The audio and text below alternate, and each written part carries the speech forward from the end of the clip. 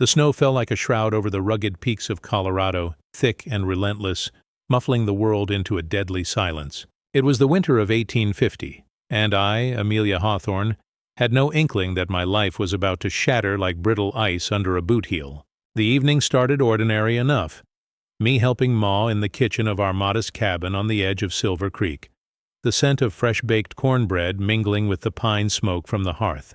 Pa was out back, chopping wood, his axe thuds rhythmic against the cold. But then came the thunder, not from the sky but from hooves pounding the frozen earth, followed by the crack of gunfire that ripped through the night like a demon's howl. I froze, my hands sticky with dough, as screams erupted from the main street. "Amelia, get down!" Ma shouted, her voice a whip-crack of fear.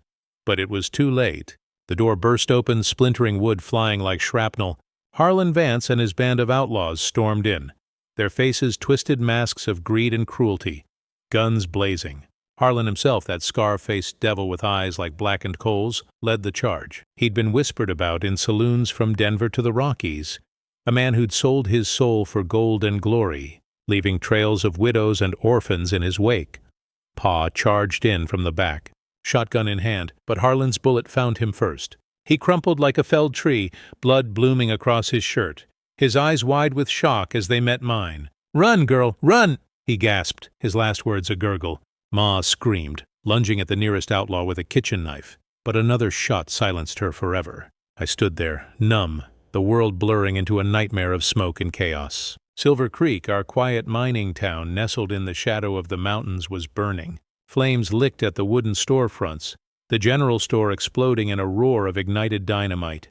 People I knew, old Mr. Jenkins from the livery, young Sarah who baked pies on Sundays, were cut down in the streets, their cries echoing against the snow-capped peaks. I didn't think. I just acted. Grabbing Pa's leather satchel from the hook by the door, stuffed with a few biscuits, a canteen, and his old Colt revolver, I bolted for the stables. My horse, Bessie, whinnied in terror as bullets whizzed past. I swung onto her bare back, no time for a saddle, and kicked her flanks hard. We exploded out into the night, the towny inferno behind us. Harlan's voice boomed over the din. "That girl saw everything. Find her, dead or alive." His words chased me like ghosts, fueling the fire in my veins. The forest swallowed us whole, Bessie's hooves sinking into the deep snow, her breath steaming in the frigid air. My hair whipped wildly, tangled and matted with soot, as the wind clawed at my thin wool coat. It cut like knives, piercing through to my bones, but I couldn't stop. The horror replayed in my mind. Pa's lifeless eyes, Ma's final scream. Tears froze on my cheeks, stinging like acid. How could this happen? Silver Creek wasn't rich. We were just folks scratching a living from the earth. But Harlan Vance didn't care about reasons. He thrived on destruction, on taking what wasn't his. Deeper into the wilderness I rode, the trees closing in like silent sentinels. The usual rustle of leaves was gone, replaced by the eerie creak of branches burdened with ice. Night deepened, the temperature plummeting until every breath felt like swallowing shards of glass. Bessie slowed, her flanks heaving, foam flecking her mouth. I knew Harlan's men would track me. My trail was a blatant scar across the pristine white blanket. Exhaustion clawed at me, but fear kept me going. A raw, primal urge to survive, to honor the parents I'd lost in a hail of lead. Finally, in a small clearing bathed in pale moonlight, I dismounted, my legs buckled, trembling from cold and shock. I tied Bessie to a low-hanging branch, her warm flank a brief comfort against my shivering form. The forest was a sea of white, every sound amplified, the distant hoot of an owl, the snap of a twig underfoot. I clutched Pa's satchel to my chest, feeling the weight of its meager contents. A bit of jerky, flint for fire, and that revolver, heavy with promise and dread. Inside, too, was Ma's locket, a silver trinket with a faded daguerreotype of us as a family. I opened it briefly, tracing their faces with numb fingers. "Why?" I whispered to the empty air, my voice cracking. Grief threatened to swallow me whole, but I shoved it down. No time for tears. Survival demanded steel. The cold seeped deeper, a relentless thief stealing my warmth. I knew I couldn't stay long.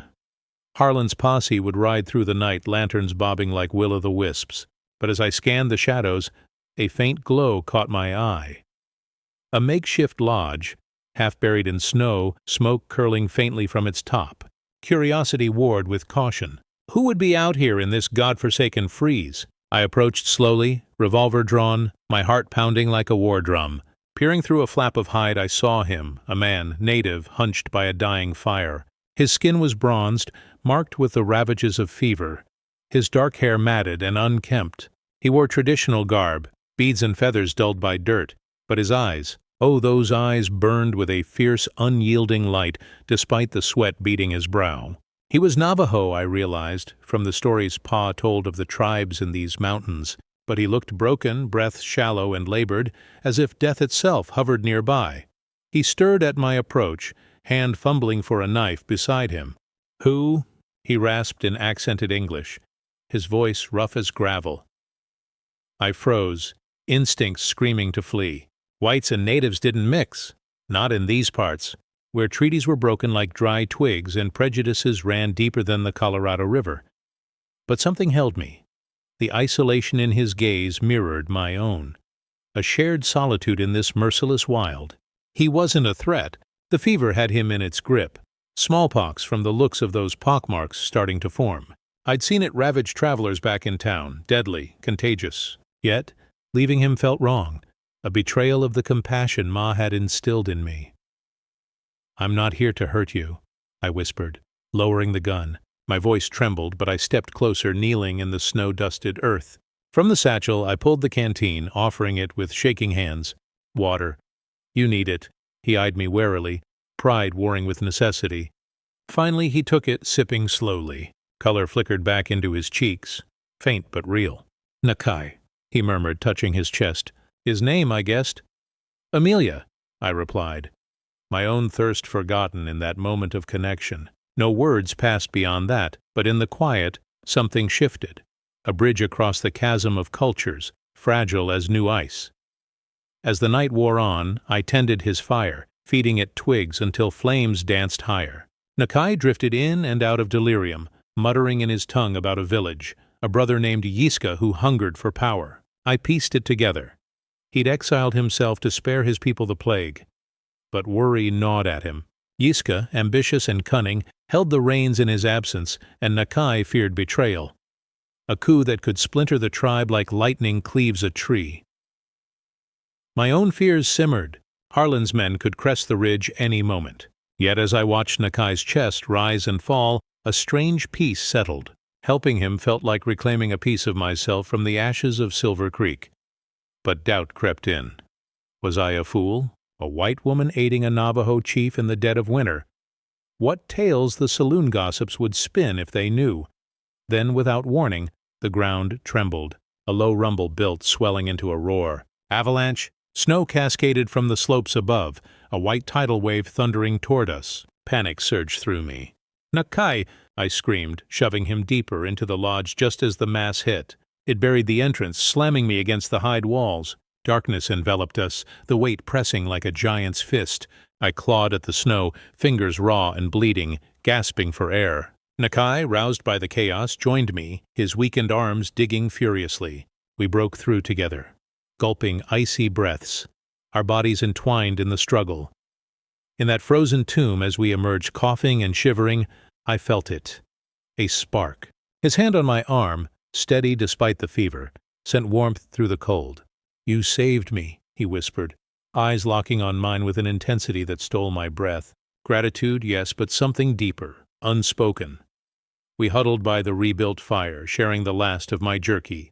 Nakai spoke haltingly of his life, a leader burdened by duty, haunted by losses, in skirmishes with settlers. I shared mine, the simple joys of Silver Creek, now reduced to smoke and ruin. "Harlan Vance," I spat, the name bitter on my tongue. "He took everything." Nakai's jaw tightened. "Men like him poison the land. But you fight like a warrior." His words stirred something in me, a flutter I hadn't felt since childish crushes on ranch hands back home. But this was different. Raw, forbidden. Whites married whites. Anything else invited scorn or worse. Yet, in the isolation, those barriers felt distant. Dawn broke gray and unforgiving, but we survived the night. As winter clung on, I stayed, nursing Nakai through his fever dreams. He'd murmur of Yiska's schemes, how his brother envied the chieftain's mantle. whispering alliances with shady traders to undermine him. I imagined Yiska as a shadow, sleek and dangerous, waiting to strike. One morning, as snow began to melt in drips from the branches, Nakai sat up stronger, his color returning. "Why help me?" he asked, voice steady now. I hesitated, meeting his gaze. "Because alone we're just waiting to die. Together, maybe we stand a chance," he nodded, a slow smile breaking through, a rare, genuine thing that made my heart skip. In that moment, amid the thawing forest, hope flickered like the first green shoots of spring. But Harlan's shadow loomed, and Yiska's ambitions brewed. Our paths had crossed in blood and snow. What lay ahead was a tangle of danger, healing, and perhaps, against all odds, love. The days blurred into a rhythm of survival. Nakai, regaining strength, taught me Navajo ways, how to track deer prints in the softening earth, to forage for edible roots pushing through the frost. His hands, calloused from years of leadership, guided mine as we set snares. "Like this," he'd say, his touch lingering a second too long, sending shivers unrelated to the cold. I fought the pull, reminding myself of the world beyond. Back in Silver Creek, folks like Widow Ellis would cluck their tongues. A Hawthorne girl with an Indian? Scandal! But those voices faded in the wilderness. Nakai's stories wove a tapestry, tales of stars guiding his people, of spirits in the wind. He spoke of loss, too. A wife taken by settlers' raids years ago, leaving a void he'd filled with duty. One evening, as we shared a meal of roasted rabbit, a rustle in the bushes startled us. Out stepped a figure, lean with eyes sharp as a hawk's.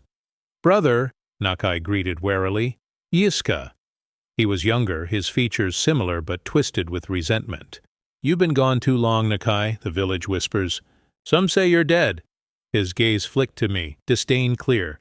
"And you bring a pale face?" "She'll bring trouble." Nakai stiffened. "She saved my life. More than you have lurking in shadows." Tension crackled like dry lightning. Yiska smirked, tossing a pouch of herbs, medicine he claimed from the village shaman. But his eyes held secrets, a scheming glint that made my skin crawl. He left as abruptly as he'd come, vanishing into the trees.